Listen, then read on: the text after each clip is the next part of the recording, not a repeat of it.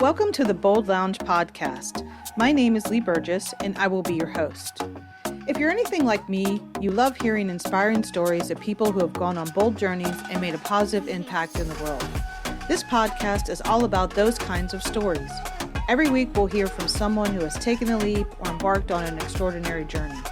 In addition to hearing their stories, we'll also learn about their bold growth mindset that they use to make things happen. Whether they faced challenges or doubts along the way, they persisted and ultimately achieved their goals. These impactful stories will leave you feeling motivated and inspired to pursue your own bold journey. I believe everyone has a bold story waiting to be freed. Tune in and get ready to be inspired.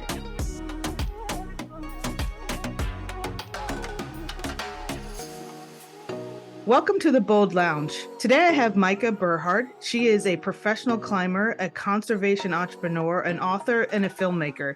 She is the founder and executive director of Legado and the author of Vertical Ethiopia, Climbing Toward Possibility in the Horn of Africa, as well as the book More, Life on the Edge of Adventure and Motherhood. So excited to have you on the Bold Lounge.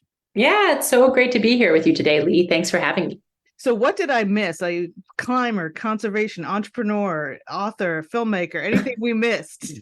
No, that sounds pretty good. Mom, I have twins who are 7 years old, which makes sense with my new book having just come out, talking about my journey into motherhood from pregnancy until they were 4.5. Excellent. And we're definitely going to jump into the book and talk about it and just the deepness of the book and the way the memoir is written. But we're going to start out with some boldness. So would love to learn your definition of bold. For me, bold is when you're trying hard emotionally, physically, and mentally all at the same time. I think that's where true boldness comes in. It's not just a physical feat. It's actually like being vulnerable and giving it your best in all of those dimensions. Love that. So physically, emotionally, and mentally, you're in action and all at the same time. So it's not just I'm jumping, but I'm thinking and jumping, and I might be scared, and I might also need to tell myself, keep going. Yeah. Just to kind of put that into place. So what was the first time you remember, based on your definition, being bold? It's so interesting to come up with that answer because I think about all of the times in my life when I was young, when I wanted to try something, and usually it was something that was physically difficult.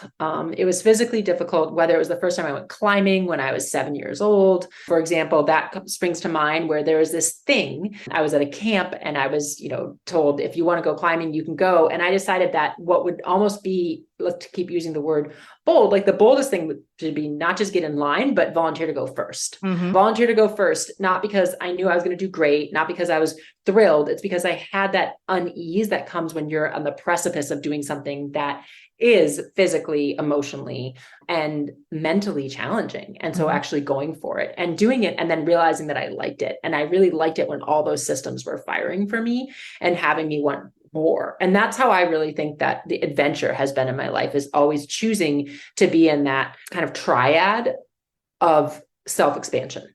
Love that. I remember when I was during my master's program and we had to do a ropes course and we had to jump off the telephone pole onto another. You've probably done it or something like it. And I remember being like, I don't really want to do this, but if I do it, I'm going first because I don't want to stand in line and think about it the whole time. And I, just that came to mind for me when you were talking through that. It is an activation. And I think that's something that's almost, and if you put together the other word you use, adventure activation through these things, how you're thinking about something, what you're physically going to do about it, and then how you emotionally feel about it, right? And sometimes you're, probably clicking on and off the override button of fear. I think boldness is not fearlessness, but it's, it's moving through it, right? Yeah. And being active in what you're doing. So when you think about how your career trajectory has gone, are you surprised where you are right now, or was this always the plan? Well, I can look back on my career now. I'm 46 and I can say, oh, it makes so much sense, right? Because you can connect the dots and you can make the shape.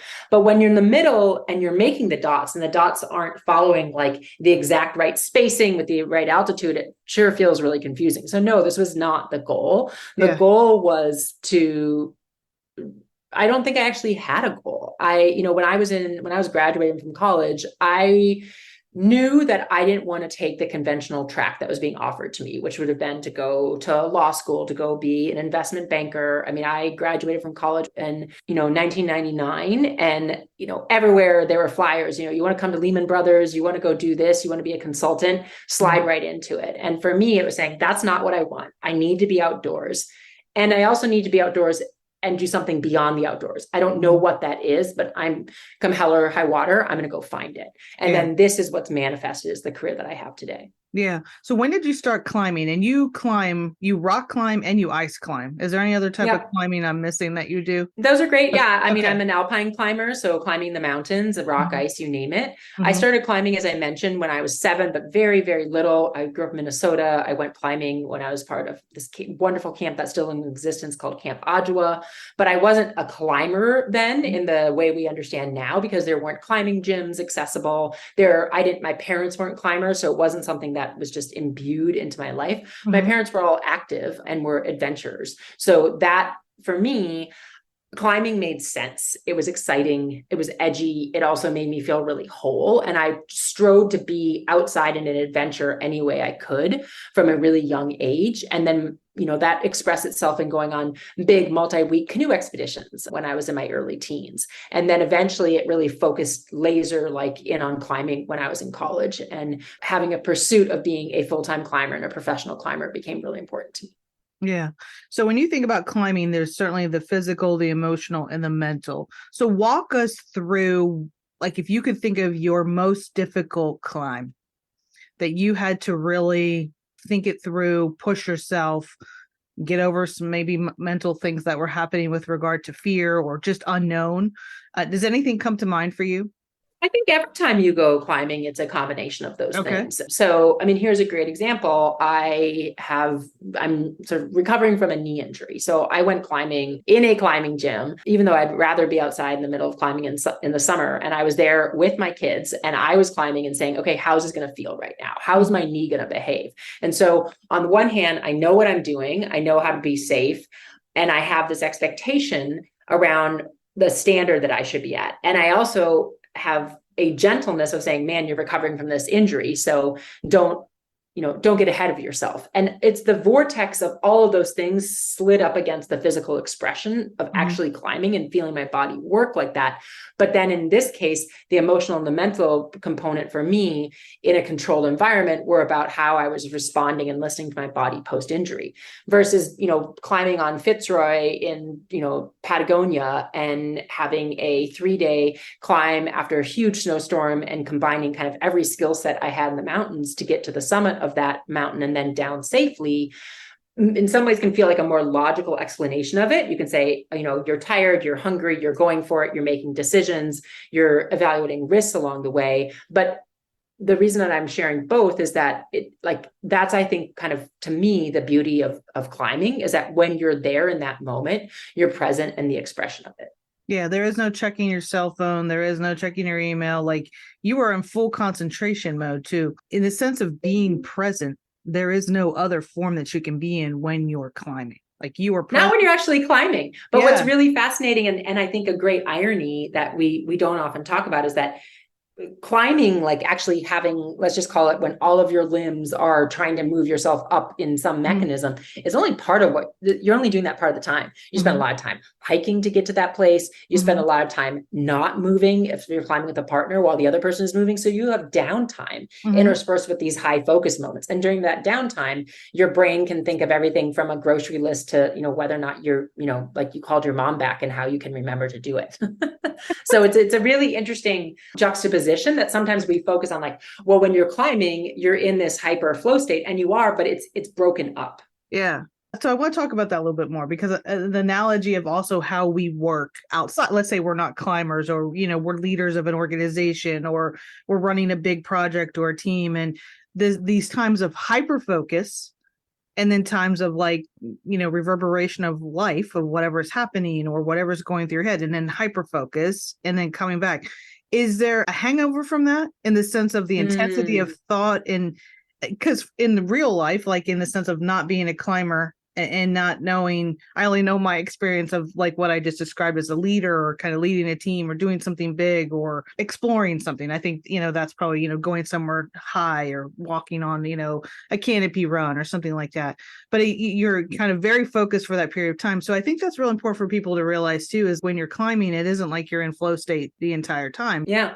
I think that for me, that's also changed over the years in terms of what else is happening in my life. Okay. So when I was younger, I could stay in that moment for longer. Mm-hmm. But now being a mom, running, being the founder and executive director of an organization, having a new book out, there's a lot in my brain. So whenever my brain can be buzzing around all the things, it chooses to do that, right? And because I want climbing to still be a part of my life, I'm kind of ping-ponging back and forth more and accepting that, right? Like that's how I get to climb as much as I do right now, is because for example, there's when it's rock climbing season, there's a really wonderful rock climbing area that I drive like an hour and 15 minutes to go to. And I have meetings when I'm like heading on the way, and my team knows that, right? So I have calls with them, where they are in Kenya or Mozambique on WhatsApp when I have service. And that's like, it lets me sandwich the different parts of my life together, mm-hmm. which I find really important in my pursuit of this full life that I'm building and this full life that I want to show to my children as possible to have. So the title of my new book is More, Life on the Edge of Adventure and Motherhood. But the more is the most important part to me, because I was really struck when I became pregnant and then found out in a really very surprisingly was pregnant with twins. And I thought, oh, wait, this is not the plan. Like it's not the plan at all for I thought I'd have one kid and it would be sort of convenient and look, we would just go handle it, which I say that with all of the humor, because having now been a parent, I realize that there is no such thing as doing that, but you can have a myth in your head about, how it's just going to having a plan. Yeah, exactly. You're going to have a plan. It's going to work. And they're like not going to interrupt you at all. And then I had two, which was the universe saying, let's talk about what it really means. Right. And let's have this happen. And for me, I said, I don't want to stop doing what I'm doing. So how do I do this? How do I do more and add motherhood to it and add present motherhood to it?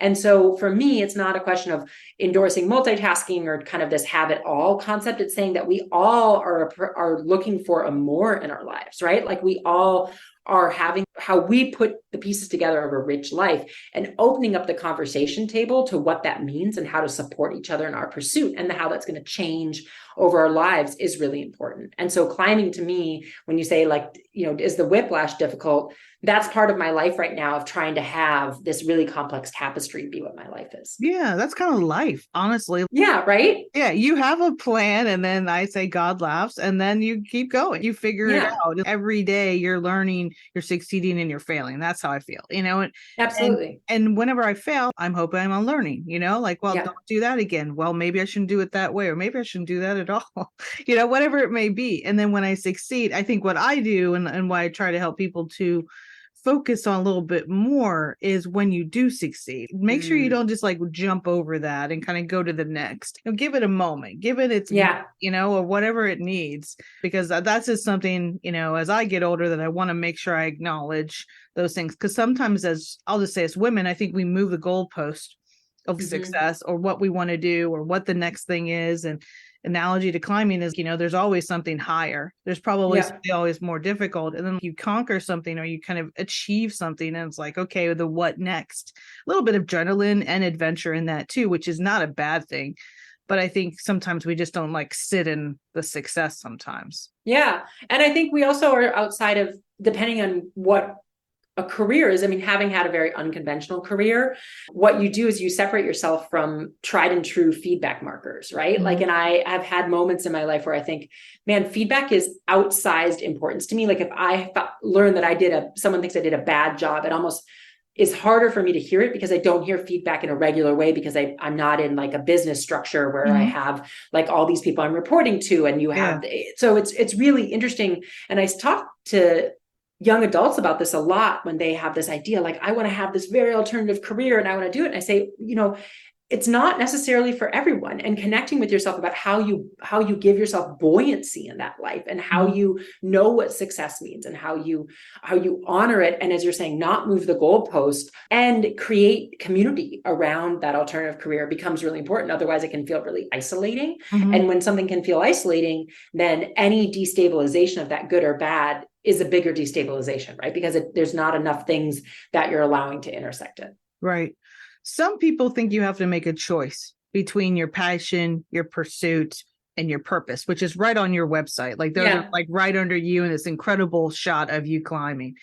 Yeah. What do you say to people who say you can't have that? You can't have more. You have to just be a good mom and stay at home, or go to work and take care of your kids, or whatever, however it's together your puzzle pieces, which I think everyone has their own adventures in motherhood of how they figure it out, and their support system. But what do you say to folks feeling like you have to make a choice and they can't actually even think about more? I think that the reality is that it's like the altitude that we're understanding those concepts, that how you're driving toward your passion. For example, let's go back to the fact that like I have a knee injury right now. I'm so irritated at how little I've actually climbed in the past 2.5 months when I'm trying to get this thing better.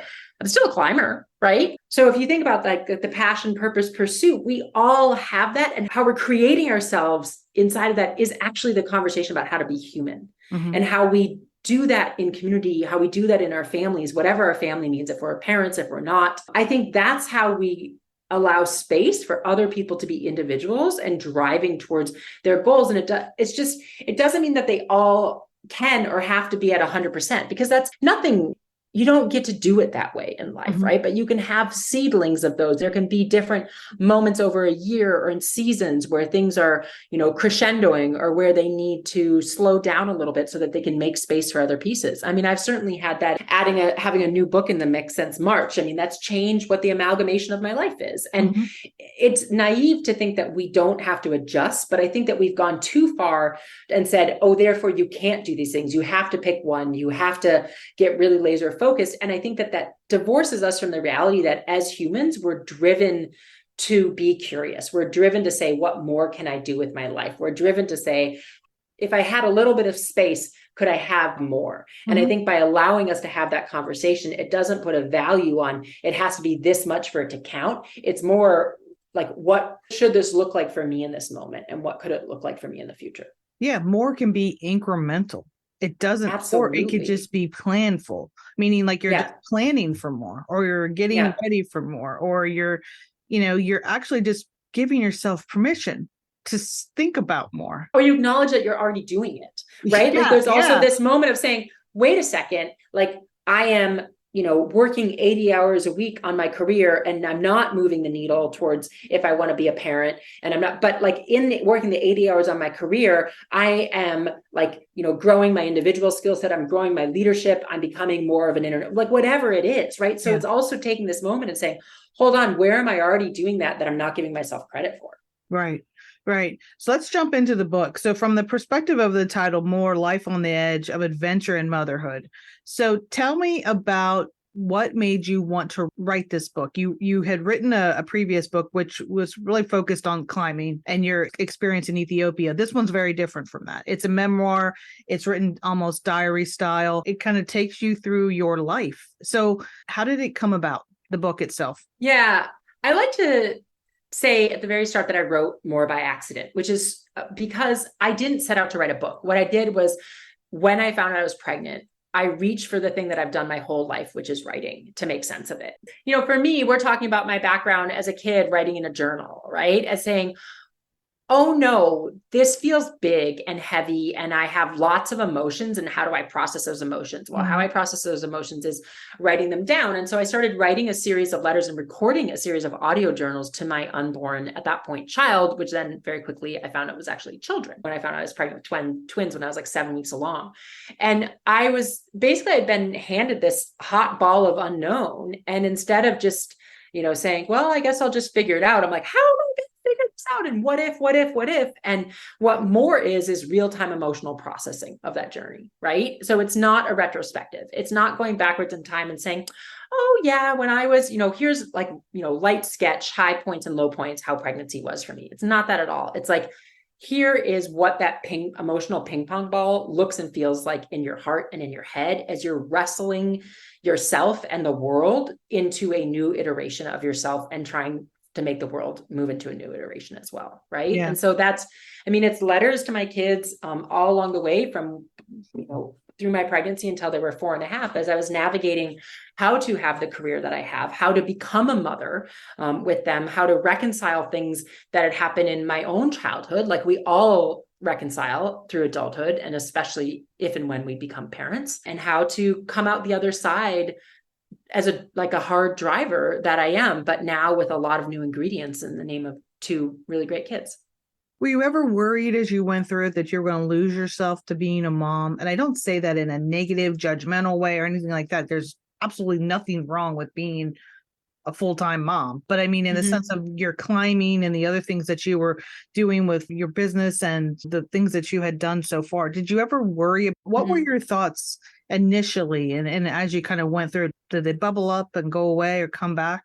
I think it was something I was always trying to understand, like, what am I going for here? And what am I trying to create? And how do I manage the juxtaposition of drinking from the fire hose of understanding what it means for me to be a mother of these particular 2 children at this stage in their life, when they are, not sleeping in sick, have a really weird cough that turns out to be asthma, that's sort of dust created, but not, like, whatever it is. And also loving my career, building this organization that I'm super committed to, wanting to have a healthy marriage. Like, it was this constant question of not necessarily like if I was going to quote unquote lose myself to motherhood, but how to be myself, fully myself through motherhood as I was learning what motherhood was, right? Because I feel like the nuance in there is that what motherhood is different for every single person. And what it is for any of us is constantly evolving and changing.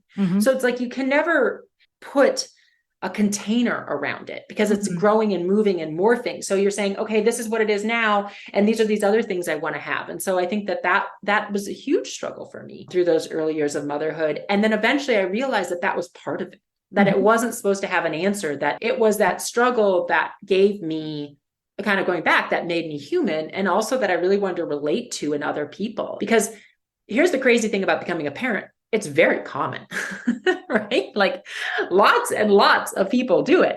Yeah. And yet when it happens to you, you're thinking, whoa, this is insane, right? Like, how is everybody doing it? But yet it feels so unique to me. And it also feels so hard and so great and so lonely and all of those things. And like, what are we missing? What are we missing in this conversation if it still feels like that? And to me, what was missing was like this total transparency about that emotional processing that was happening along the way. Yeah, I love that. How to be me and be a mom and continue on learning. I think parenthood in general is just an ongoing adventure itself in learning, not only about your child as they grow up, but also about yourself as you're also growing up in some form or fashion, I think, with them. And along the way too, like you kick off some scabs of maybe how you grew up, in sense of like, oh, why did I do that? Or why did I think that? Or why did I react that way? And it's like, okay, I've got some work to do. Most likely there might be a shadow or two there. And so it is this thing that's very hard to describe, but there's commonality, but at the same time, it is individual of how you experience it. And there is no right or wrong way other than you should love and always care for and be kind to your children. But I mean, there are moments of, just like, am I doing it right? Yeah. I was like, I don't want to mess up my kids. And, I just want to make sure I do this right and everyone is okay. So, and how that's defined is also individual. Absolutely. Yeah. So when you went through the book, what do you think your children are going to say when they read the book? Yeah. As I said, this book was really written for them, and it was written for them because when the opening letter in there is actually the last letter I wrote to them, which is saying that I put this together because there are so many stories of motherhood being wonderful. And what I needed when I was going through it was how motherhood brought me to my knees and how to learn how to get up and how to learn how to do that. And what I wanted most at that time was connection to my mom and to my mom when she was becoming a mom, but it was impossible to have. I can't go back in time with my mother. And so giving my kids this time capsule of sorts to be like, if you want to know if anyone else felt like this, here's me. Here's like the person that might be most important for you to know felt like this. And that was the goal. Like when I actually sat down after, having all these scattered journal entries that were really just because I needed to put them somewhere and saying, I think this could be a book. It wasn't a question for me about, whether or not it would be helpful to my kids. It's like, it's there if they want it. It's there, when they're ready for it. And my job is to make sure that they're ready for the honesty that comes with it, and to make sure that I'm raising kids who already know that it's not all great. It's not all hard. It's a little bit of both. It's a lot of it all. And that's the conversation that we need to be having to make them resilient humans. What was the greatest learning you had about yourself by writing the book?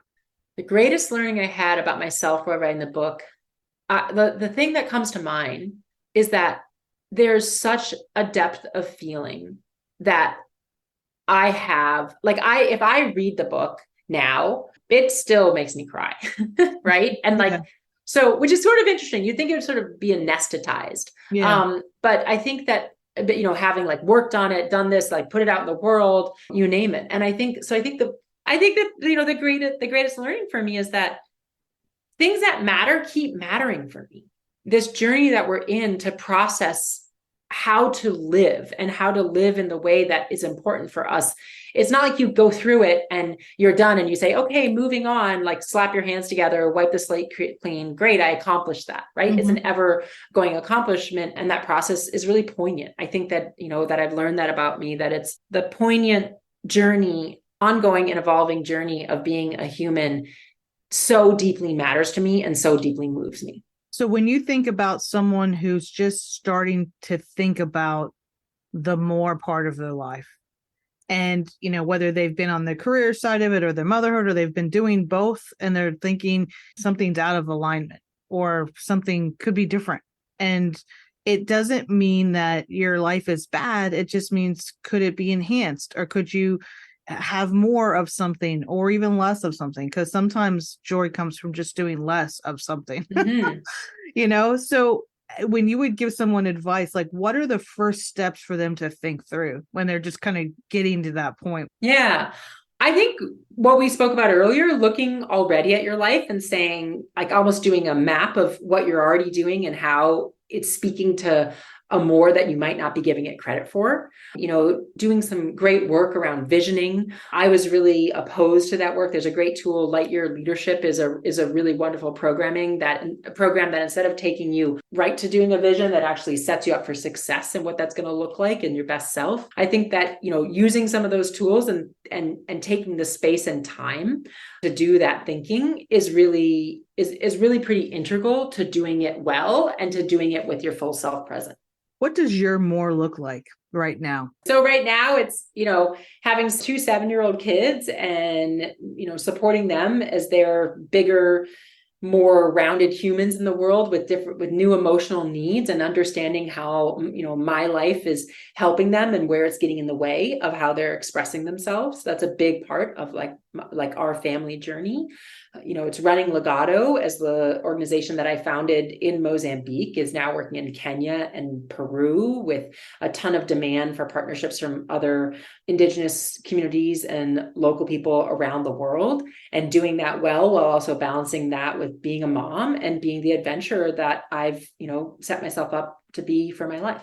Tell us a little bit more about Legado and what made you want to found that and the mission that it has. Yeah. So today, Legado exists to really move the needle in what has been typical conservation and traditional international conservation, and instead think about what climate justice really is. And when I talk about climate justice, we can throw that term around and we're like, well, what does that actually mean? What are we talking about? And to us, it means having Indigenous people in local communities driving all of the things that they want to create in their lives while protecting some of the world's most important areas for biodiversity. So that's, for Legado, we began in Mozambique working with the Lomwe people surrounding Mount Namuli on protecting their incredible forest. But we realized that that wasn't going to happen unless we opened the aperture of what our understanding was our role to be. Mm-hmm. And that actually our role was to backstop those local communities across all the things that they needed alongside of protecting their forest. Because us going in with a singular agenda, which is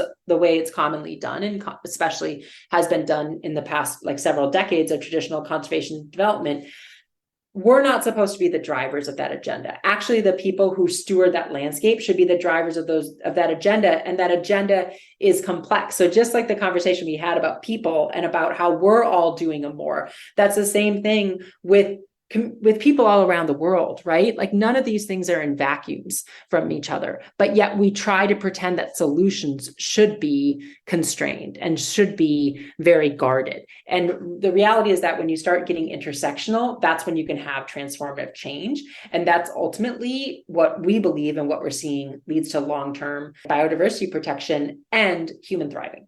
Yeah, I think there's an incredible points in there that I just want to reiterate. I think sometimes in conservation explorations and wanting to help or support, some of the things that have happened have been very well predetermined by someone who doesn't even live there, you know, or not even with the community itself in partnership. Although it's a lovely idea or it's something that, you know, is helpful for a moment, it doesn't have sustainability. It doesn't have longevity. And ultimately, it's not interconnected to how the rest of their world runs. And so I think as you're talking through what you do is you really come in to help and support, but allow the community to drive the agenda of what needs to be done in partnership with you, right? The intersectionality of the solution. And I think that's important for people to hear, because I think many of my listeners, I think, want to help, want to do things, but sometimes, you know, we think myopically. And like I have the best answer, or here's this, or here's that. So what is one way we can help? Yeah, I mean, you know, right now we're growing our community of supporters now that we have, you know, like I said, our trifecta programs in Kenya, Mozambique, and Peru, and understanding that and saying we want to put communities in the driver's seat of these choices and support them with the tools and the partnerships to do that. Like, join us, come on a trip with us. We have I just got back from a trip to Peru with some of our donor community. That was wonderful. We actually get to go be in the work of legacy building and be in the work of what this looks like. Bringing your personal support to Legado is really fundamental. You can jump in our website and you can think about what it means Legado means legacy in Portuguese and Spanish. So if you're ready for your legacy to be beyond what you're preordaining, for your legacy to be backstopping other people, and let's kind of tie this together in their pursuit of more and how that more then protects our planet, there are great ways that you can get involved there as well.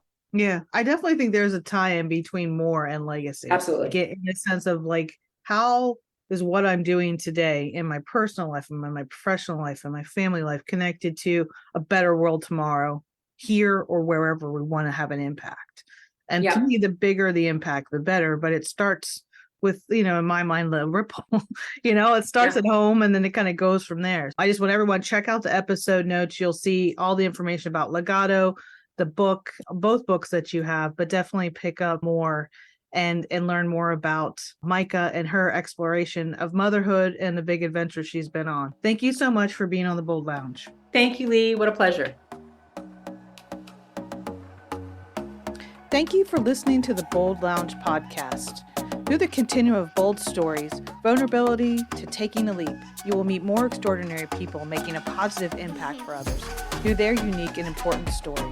By highlighting these stories, we hope to inspire others and share the journey of those with a bold mindset. We hope you've enjoyed this podcast and look forward to sharing the next bold journey with you.